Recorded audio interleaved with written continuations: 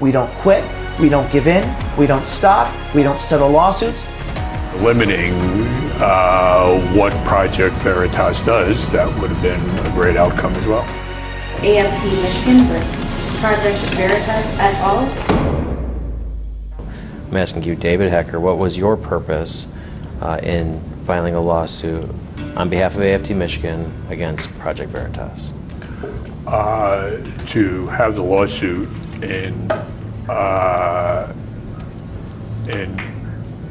any way possible stop Project Veritas from doing the kind of work that it does, and to, as part of that, to compensate AFT Michigan for damages. Project Veritas is under attack, but don't worry, we're fighting back. In September of 2017, the Michigan branch of the American Federation of Teachers filed a complaint and obtained a temporary restraining order against Project Veritas in an attempt to prevent us from releasing an undercover investigation we had into their activities. That's right, they filed a temporary restraining order against us from publishing journalism that we did. Now, they were so afraid of what we might have on them, they foolishly tried to stop the publication. I guess the AFT isn't aware of a little thing called the First Amendment.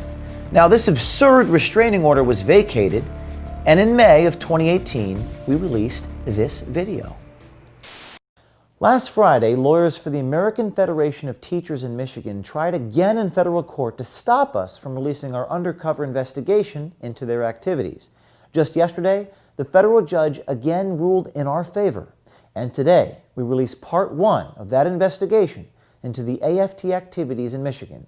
It is a troubling story about the union and a teacher accused of molesting a child. To their peril, the AFT decided to pursue a case against us. Discovery and depositions followed.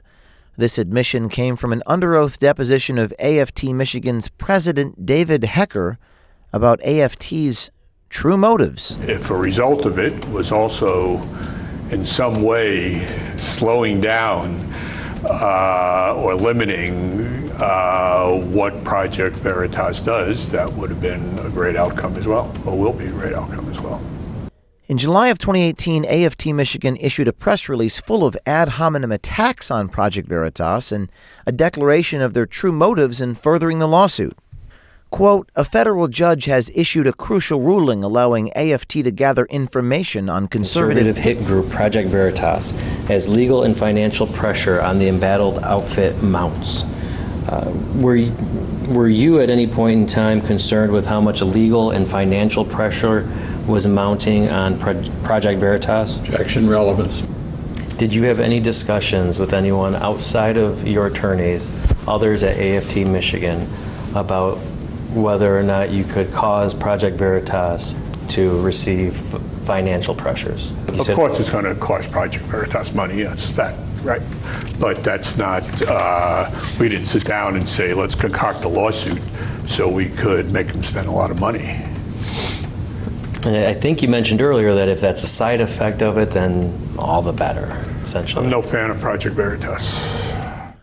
What should be both shocking and disturbing to the union's members is the frivolous lawsuit is costing the union thousands upon thousands of dollars, and the national members are footing the bill. What resources does AFT Michigan have at its disposal? Do you use member dues to help pay for this litigation? Yes. Is AFT National helping pay for the litigation? Yes. Objection, relevance. I'm sorry. Was Randy Weingarten involved in those consultations with AFT National? She would have been involved in some discussions. Boom! You just saw the president of AFT Michigan admit in a deposition that Randy Weingarten, president of the national AFT, is involved in this litigation. They're obviously trying to stop us, bankrupt us, humiliate us, break our will. Well, guess what? Today, I'm sitting through a deposition by AFT Michigan lawyers, and our legal team is going to serve AFT National President Randy Weingarten with a subpoena to answer our questions in a videotaped deposition. And let me tell you this, Randy, when it comes to deposition questions, we have a lot of them.